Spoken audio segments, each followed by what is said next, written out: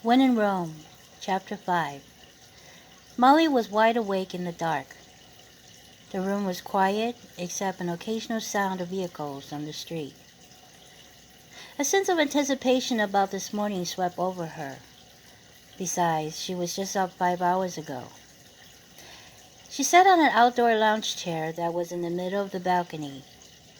It was the only chair there.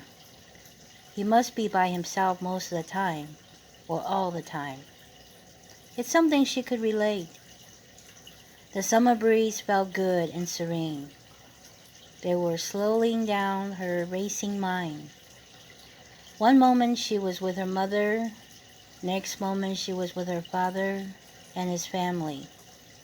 And now, this moment, screw-up vacation with amenities out of a man's kindness under the ill-fated circumstances. But being in a predicament of uncertainty was something Molly has gotten used to. Due to her mother's unstable income, they often move to different places. On a good day, they live in a small apartment. On a bad day, they rent a room from someone's apartment. As a child back then, Molly never questioned it, but she did question why her mother let her go to bed hungry sometimes. As she reflected this, she remembered stealing food from a store didn't just happen recently. It happened quite often. Whenever Molly found the cupboard empty and Mom still at work, where she often didn't get home until late at night, Molly would wander into a food store and steal a can of soup. She had stopped when she turned 16 and got herself a job working at a fast food chain. "Can't sleep?" Antonio asked as he stepped onto the balcony wearing a white t-shirt and a pair of blue jeans. She turned towards him and nervously asked, "Did I wake you?" "I'm a light sleeper," he smiled. "Sometimes I sit out here in the middle of the night as well, especially this time of the year." Molly was about to get up to offer him his lounge chair. He shook his head. "No, stay."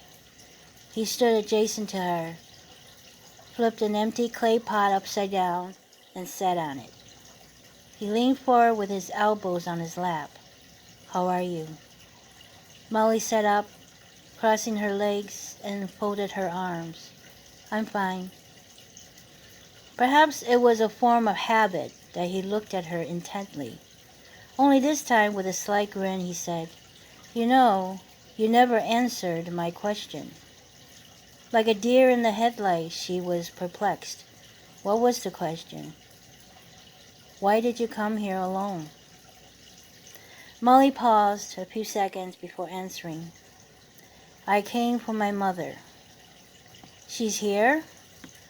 "No, I came here for her because she no longer can." He nodded.